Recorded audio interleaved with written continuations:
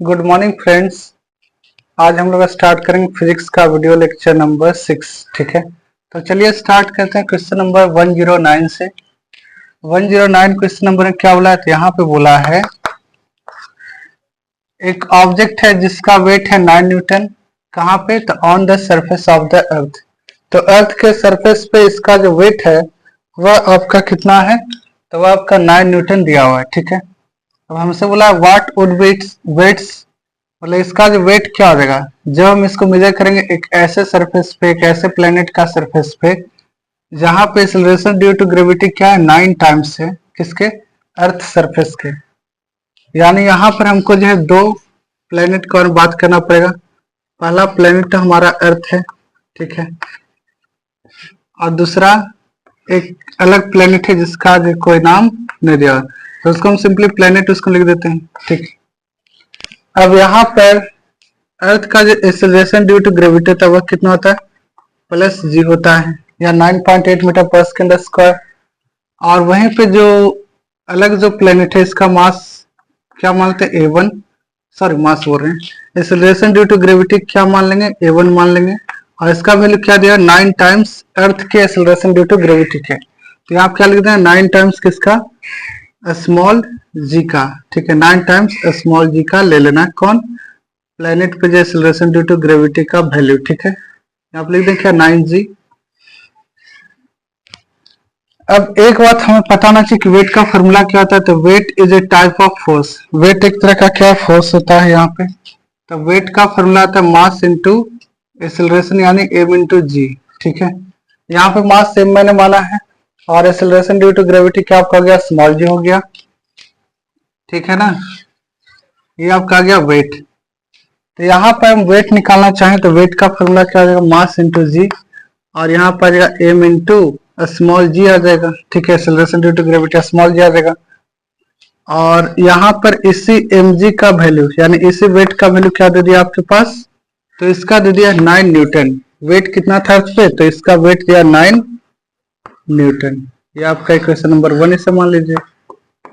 ठीक है, अब आपको निकालना वेट कहाँ पे, तो वेट आपको निकालना प्लेनेट पे निकालना है। एक ऐसा प्लेनेट जहां पे acceleration due to gravity 9 times हो जाएगा अर्थ की। तो यहाँ पे वेट हम मानते हैं W डैश, और W डैश का वैल्यू क्या आ जाएगा, mass into acceleration due to gravity. Acceleration due to gravity क्या आ जाएगा, 9g आ जाएगा। ठीक है, यहाँ क्या बैठा दें, 9 को बाहर करते हैं तो 9 इंटू m इंटू जी, ये 9mg आ जाएगा वेट। तो हमारे पास क्या आ चुका है, अब हमारे पास आ चुका है यहाँ पर क्या लिख रहे हैं, 9 इंटू एम जी है। एम जी का वैल्यू क्या था इक्वेशन 1 में, तो इसका वैल्यू आपके पास था 9 न्यूटन। यहाँ सिंपली क्या बैठा दिए, 9 न्यूटन बैठा दीजिए। 9 से 9 बार में तो 81 आ जाएगा। तो आपके पास वेट आ चुका 81 Newton, which is your correct answer. ठीक है, आई थिंक ये सब चीज आप लोग समझ पाए होंगे। ठीक है, आप लोग इसका जल्दी से स्क्रीनशॉट ले लीजिए।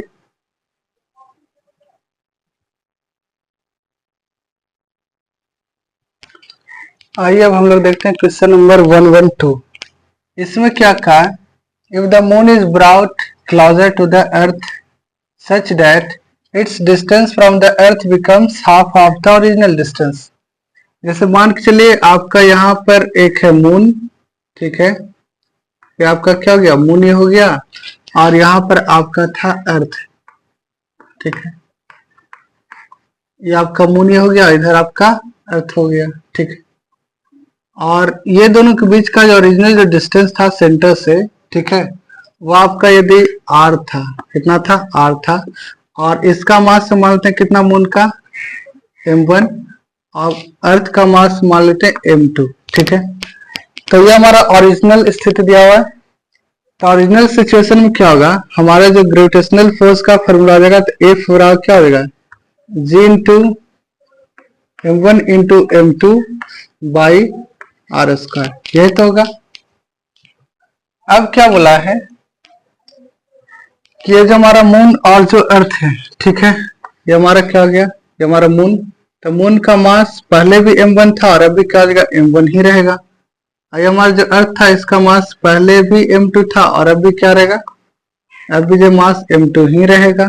ठीक है, लेकिन यहाँ पे क्या बोला है, इसके बीच का डिस्टेंस जो था ना r, तो उसको जो आधा कर दिया गया, बिकम्स हाफ। तो हाफ कर देंगे तो कितना आ जाएगा, पहले था r, तो r का आधा हो जाएगा r/2। r का आधा क्या हो जाएगा, r/2। और अगर आप कैलकुलेशन को इजी करना चाहते हैं तो यहाँ पर आप जो कोई ऐसा संख्या ले लीजिए जिसका हाफ क्या आ जाए, इंटीजर के फॉर्म में आ जाए। तो यहाँ पे 2r ले लेते हैं तो यहाँ क्या होता है, r आ जाता, वो और इजी होता है। हालांकि ऐसे में इसको बना सकते हैं। तो इस केस में अब आपको क्या पूछा है, ग्रेविटेशनल फोर्स। तो चलिए यहाँ सोल्यूशन करते हैं। ओरिजिनली जो हमारे पास ग्रेविटेशनल फोर्स था क्या था, F बराबर G m1 m2 by r square था, इक्वेशन नंबर 1। जब आपका डिस्टेंस हाफ हो जाएगा, ठीक है, डिस्टेंस क्या आ जाएगा, डिस्टेंस आपके पास, distance becomes half, distance becomes half. तो इस केस में क्या हो जाएगा, यहाँ पे हम लिखते हैं एफ डैश, जो नया वाला जो ग्रेविटेशनल फोर्स आ जाएगा वो आपका एफ डैश आ जाएगा। तो एफ डैश का जो वैल्यू हो जाएगा वो क्या हो जाएगा, जी m1 इंटू m2। पहले मास था m1 मून का और अर्थ का मास था m2, ये दोनों लिखा जाएगा। और बटा में यहाँ पर पहले था डिस्टेंस r, अब क्या चुका डिस्टेंस, अब आपका आ चुका r/2। तो यहाँ पे आप क्या बिठा दिए, r के स्थान पे r/2 का होल स्क्वायर। ठीक है, इसको जब कैलकुलेशन किया जाती है नीचे में आ जाएगा r स्क्वायर, यहाँ पर आ जाएगा 2 का स्क्वायर 4, तो 4 ऊपर चला जाएगा। तो यहाँ पे लिख सकते हैं क्या, एफ डैश बराबर कितना, ये 4 ऊपर चला गया तो इसको लिख दें क्या, 4 into ji m1 m2 by यहाँ पे r स्क्वायर। क्या ये चीज समझ आया सबको, क्या आप लोग समझ पाए हैं। यहाँ पे r स्क्वायर बटम था, जो बटम रहेगा, और इसके नीचे डिवीजन था 2 का स्क्वायर 4, तो 4 जब मल्टीप्लिकेशन जाएगा तो ऊपर हो जाएगा, क्योंकि इसका जस्ट उल्टा हो जाता है जब गुना ले जाते हैं तो ये आपका क्या गया, 4 times G m1 m2 by r square. अब यहाँ पे अगर और एच को हम लिखना चाहें तो क्या लिख सकते हैं, यहाँ पे देखिए एफ डैश बराबर यहाँ पे आ जाएगा 4 टाइम्स, अब ये था इसका, ये किसका value, G m1 m2 by r square. तो आप लोग यहाँ पे पाइएगा कि ये जो आपका वैल्यू है ये आपका था इक्वेशन 1 में किसका, तो F का वैल्यू था, ओरिजिनल ग्रेविटेशनल फोर्स का। तो यहाँ पे लिख दें क्या, F। ठीक है, अभी आपके पास क्या चुका, F डैश बराबर आ जाएगा कितना, 4F, यानी ग्रेविटेशनल फोर्स क्या आ जाएगा, original gravitational force, sorry new वाला ग्रेविटेशनल फोर्स क्या आ जाएगा, ओरिजिनल ग्रेविटेशनल फोर्स का 4 टाइम्स हो जाएगा। ठीक है, आई थिंक ये चीज आप लोगों को अच्छे समझ आएगा, आप लोग इसका स्क्रीनशॉट ले लीजिए। ठीक है, आज के लिए इतना ही। ठीक है, धन्यवाद। गुड मॉर्निंग फ्रेंड्स, आज हम लोग स्टार्ट करने वाले हैं क्वेश्चन नंबर 113, जो कि आपका लूसेंट ऑब्जेक्टिव फिजिक्स है। ठीक है, तो चलिए स्टार्ट करते हैं। सवाल में क्या बोला है, सवाल में बोला है the weight of an object on the moon is equal to dash of its weight of the earth. ठीक है, weight on the earth, sorry weight on the earth. तो यहाँ पर सबसे पहले हमको पता होना चाहिए क्या, कि वेट का फॉर्मूला क्या होता है। यहाँ पर हम लोग 2 केसेस ले लेंगे, एक अर्थ और दूसरा मून। वेट का फॉर्मूला क्या होता है, यदि आपके पास कोई मास m हो, ठीक है, और यहाँ पर एक्सेलरेशन ड्यू टू ग्रेविटी आपका स्मॉल g होगा, तो इस केस में आपका जो वेट का फॉर्मूला हो जाएगा क्या हो जाएगा, दोनों का प्रोडक्ट हो जाएगा, mass into acceleration due to gravity हो जाएगा। ठीक है, ये आपका वेट का फॉर्मूला होता है। तो यहाँ पर जैसा कि हम लोग पता है कि मास कभी चेंज नहीं होता है, चाहे वो अर्थ पे हो या फिर मून पे हो, हमेशा किसी ऑब्जेक्ट का मास फिक्स होता है। अर्थ पे यदि किसी का मास m है, ठीक है, तो मून पे भी उसका मास कितना हो जाएगा, m ही होगा। ठीक है, इसमें कोई चेंजेस नहीं आएंगे।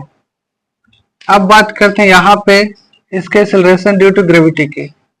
तो अर्थ पे यदि acceleration due to gravity small जो होता है, जिसका value 9.8 metre per second square होता है, तो वहीं पर हम देखेंगे इसका वैल्यू मून पे, तो इसका एक्सेलरेशन ड्यू टू ग्रेविटी क्या हो जाएगा, इसका हो जाएगा अर्थ के तुलना में 1/6 होता है, तो इसका क्या लिख दें, G/6। जो आपका एक्सेलरेशन ड्यू टू ग्रेविटी अर्थ पे होता है वह स्मॉल जो होता है, तो मून पे हम देखेंगे तो आपका G/6 हो जाएगा, ठीक है ना। अब इस केस में यदि हम वेट के बारे में चर्चा करें तो यहाँ पे था मास m और यहाँ पे acceleration due to gravity small g, तो वेट ऑन अर्थ कितना आ जाएगा, mass into acceleration due to gravity, ठीक है। उसी प्रकार से यदि हम लोग चेक करें वेट मून पे कितना आएगा, तो आपका वेट जो मून के केस में आ जाएगा, यहाँ पे आपका मास था स्मॉल m ही था, क्योंकि मास आपका हमेशा क्या होता है, फिक्स होता है, मास का वैल्यू कभी चेंज नहीं होता है। यहाँ पे एक्सेलरेशन ड्यू टू ग्रेविटी आपका था G/6, ठीक है। तो इस केस में दोनों का जैसे आप प्रोडक्ट कीजिएगा तो आ जाएगा m इंटू G/6 आ जाएगा, ये आपका आ गया वेट ऑन मून। अब इसका और अच्छे से गुना करेंगे तो क्या आ जाएगा, mg/6 आ जाएगा। अब mg हम कहीं पे देखे थे क्या, तो mg हमारा जो वेट था यह अर्थ पे वेट था, ठीक है। तो यहाँ पे क्या करना है, सिंपली सब्स्टिट्यूट कर देना है, Wm का वैल्यू आ जाएगा, यहाँ पर mg का स्थान पे क्या पुटअप कर देंगे, We पुटअप कर देंगे, यानी weight on earth all divided by 6। यहाँ पे हमारे पास आ जाएगा weight of object on moon is equal to 1/6 times of किसका, weight of the same object on the earth, ठीक है। This is your correct answer. This is all about the relation between the weight of any object on the moon and weight of the same object on the earth. Hope this is clear to each and every one of you. आप लोग इसका जल्दी से screenshot ले लीजिए।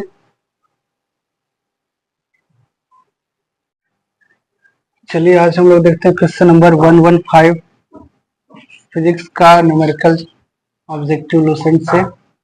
यहाँ क्या बोला, if the radius of earth orbit become 1/4, यहाँ पे क्या बोला कि अर्थ ऑर्बिट का जो रेडियस है वह कितना हो रहा है, 1/4 हो रहा है, ठीक है। किसका, तो प्रेजेंट वैल्यू का। Deviation of 1 year will become, तो एक ईयर में कितना का डेविएशन का जो आपसे पूछा था। तो सबसे पहले यहाँ क्या करेंगे, केपलर्स लॉ से चलेंगे, फ्रॉम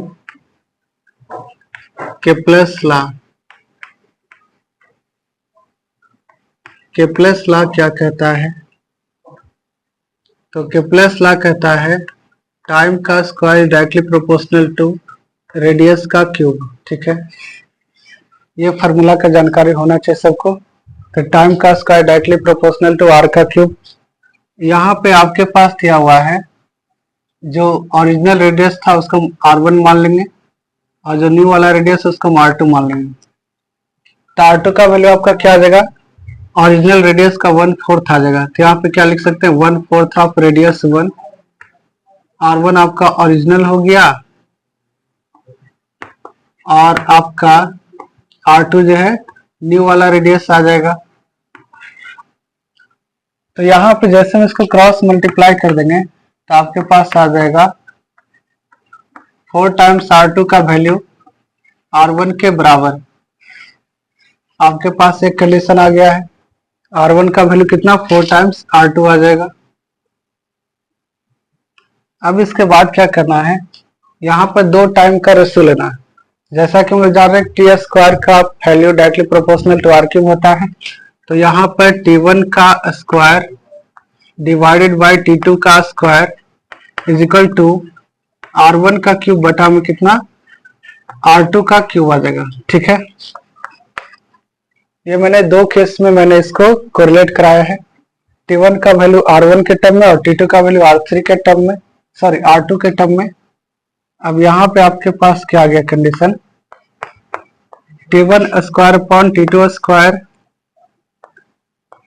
इज इक्वल टू, यहाँ पे क्या लिख सकते हैं, r1 के स्थान पे 4r2 इक्वेशन नंबर 1 से। तो यहाँ पे क्या बैठा देना, r1 का वैल्यू 4r2, तो यहाँ बैठा देंगे 4r2 का और यहाँ पे होल क्यूब था तो होल क्यूब आ जाएगा, बटा में R2 का क्यूब आ जाएगा। इसको और सोल्व करेंगे तो क्या आएगा, T1 बाई T2 का होल स्क्वायर। यहाँ देख सकते हैं पावर दोनों पे 2 है, तो T1 बाई T2 का क्या कर देंगे, होल स्क्वायर कर देंगे, इज इक्वल टू, यहाँ पे जैसे आप क्यूब कीजिएगा तो दोनों का क्यूब अलग अलग डिस्ट्रीब्यूट हो जाएगा, तो 4 का क्यूब कितना आ जाएगा 64, और R2 का क्यूब सिंपली R2 क्यूब लिख देंगे, ऑल डिवाइडेड बाई R2 का होल क्यूब। ठीक है, यहां से क्या ऊपर और नीचे सेम आ रहा क्या, तो R2 क्यूब से R2 क्यूब को क्या कर देंगे, कैंसिल कर देंगे। तब आपके पास क्या बचेगा, आपके पास बचेगा T1 बाई T2 का whole square is equal to 64। ठीक है, अब यहाँ पर जैसे हम स्क्वायर को टाइम क्या आ जाएगा, राइट साइड में आपका स्क्वायर रूट चल जाएगा, जैसे हम लेफ्ट साइड से स्क्वायर को हटाएंगे तो राइट साइड में क्या आ जाएगा, स्क्वायर रूट आ जाएगा, किसका 64 का। और आप लोग पता है 64 का स्क्वायर रूट कितना होता है, 8 आता है, तो यहाँ पे लिख देंगे क्या, T1 बाई T2 का वैल्यू 8 आ जाएगा। यहां से क्रॉस मल्टीप्लाई कर देंगे तो T1 का वैल्यू आ जाएगा 8 टाइम्स T2। ठीक है, हमारे पास T1 का वैल्यू दिया था 1 ईयर, तो T2 का वैल्यू पूछा था कितना आएगा, जून। यहां से फिर से क्रॉस मल्टीप्लिकेशन कर देंगे तो T2 का वैल्यू आ जाएगा T1/8, T1/8 is equal to क्या आ जाएगा, T2 आ जाएगा। अगर सवाल में टाइम आपका 1 ईयर नहीं दिया होता तो आपका आंसर क्या होता, T2 का वैल्यू T1/8 आ जाता, लेकिन सवाल में आपके पास 1 ईयर दिया हुआ है टाइम पीरियड, तो यहाँ पे T1 के स्थान पे क्या बैठा देना है, 1 ईयर, तो इसलिए आपका T2 का वैल्यू आ जाएगा कितना, T1 के स्थान पे 1 ईयर अपॉन 8, यानी आपका आंसर आ गया 1/8 year is your correct answer. I hope ये चीज आप लोग को क्लियर ही होगा। आप लोग इसका स्क्रीनशॉट ले लीजिए